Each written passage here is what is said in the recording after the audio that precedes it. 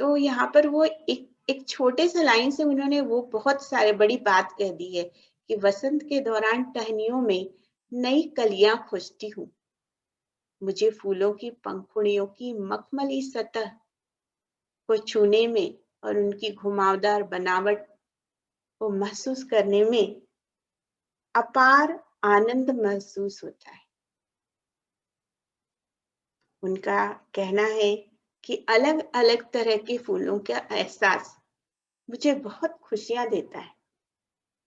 अगर गुलाब के फूल की पत्ती है तो उसके पत्तों की कोमलता का मखमली एहसास, अगर गेंदे का फूल है तो उसके पतलेपन, उसकी बारीकी और उसके पंखुड़ियों के किनारों पर घुमावदार बनावट की सुंदरता का एहसास, ये सब मुझे बहुत ही आनंद देते हैं, बहुत ही खुशियां देते हैं, जिन्हें कि आंखों से देखने वाले लोग ना तो देख पाते हैं और ना ही महसूस कर पाते हैं।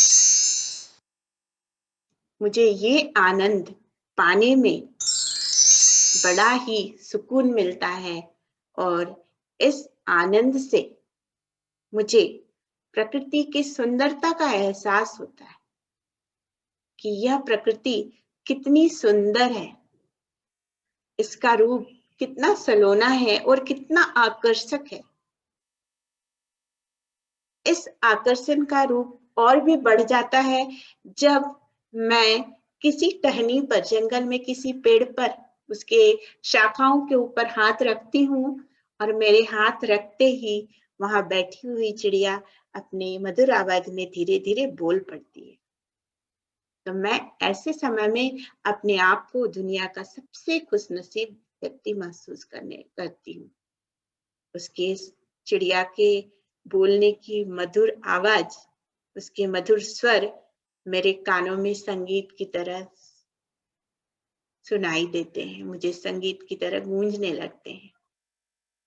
जो पहले सुन सकती थी और आज नहीं सुन पाती है, तो उसे वहां पे हरकत होने की वजह से जो वाइब्रेशन उसके हाथों से उसके दिमाग तक पहुंचता है, उसके दिल तक पहुंचता है, वो उसे प्रकृति के जादू का अटूट एहसास दिलाता है।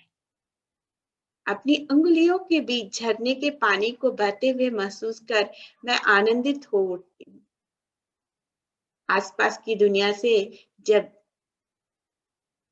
कम्युनिकेशन यानी संवाद कट जाता है, तो व्यक्ति प्रकृति से बहुत ही नजदीकी से जुड़ जाता है। और यह पंक्ति इसका एहसास बड़ी ही सुंदरता से करा रही है कि अंगुलियों के बीच झरने के पानी के बहते हुए महसूस करके मैं आनंदित हो उठती हूँ। मेरे लिए पत्ती और घास के मैदान किसी महंगे कालीन से भी अधिक सुंदर हैं, अधिक आप बोल सकते हो कि बहुत ही प्रिय है। उसकी सुंदरता का वर्णन करना मुश्किल है। ये जो प्रकृति है, इसमें कभी कलियां आती हैं, कभी घासें पूरी हरी भरी हो जाती है और मौसम बदलने के बाद जब ये पत्तियां सूख जाती हैं, गिर जाती हैं, तो इस तरह से अलग अलग मौसम को मैं छू करके महसूस कर सकती हूँ, जिसे आंख से देखने वाले लोग नहीं देखना और देखने के बाद नहीं समझना चाहते। बदलते हुए मौसम का समा मेरे जीवन में एक नया रंग और बहुत सारी खुशियां हमेशा भरता जाता है।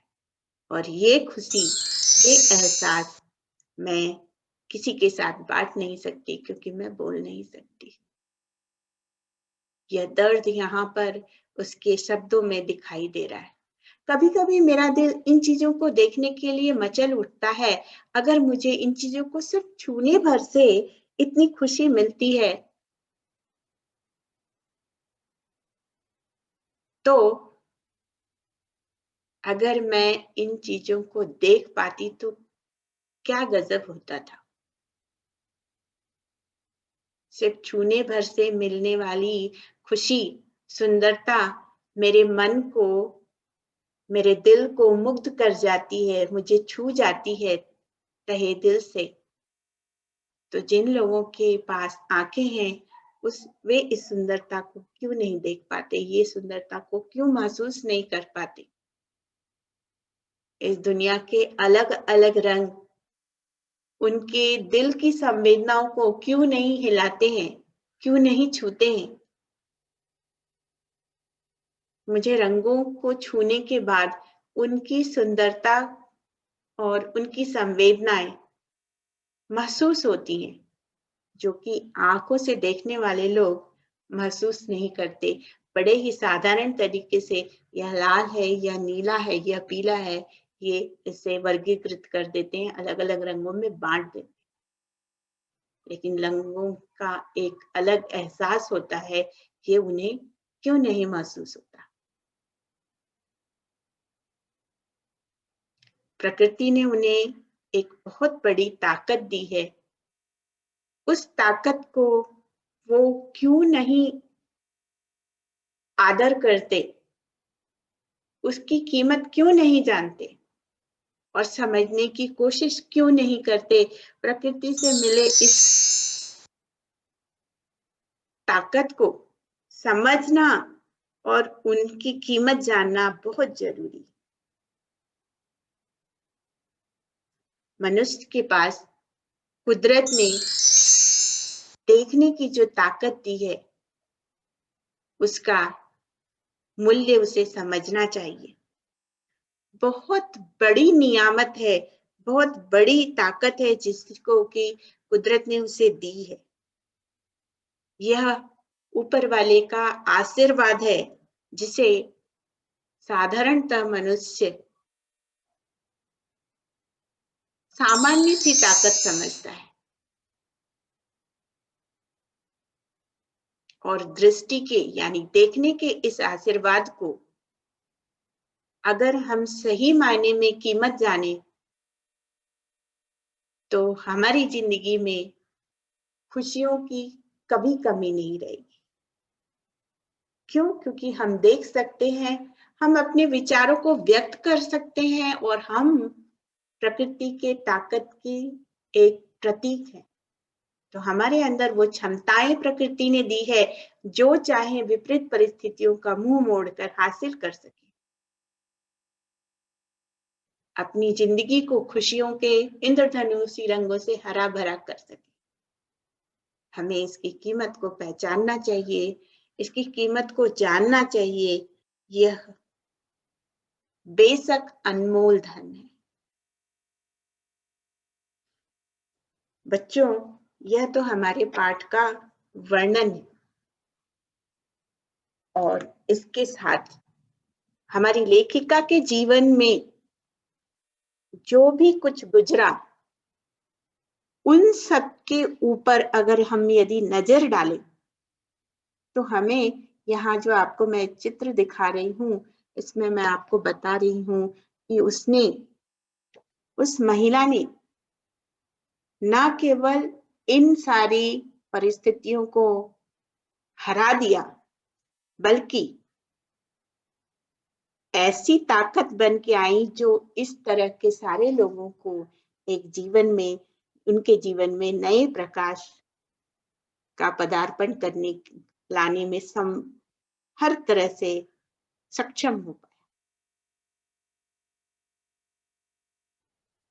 वो अपना जीवन न केवल उन्होंने पढ़ाई करने और शिक्षा हासिल करने के लिए इन परिस्थितियों के ऊपर उन्होंने विजय पाई अपने जीवन में, बल्कि अपने इस तरह के लोगों के अधिकारों को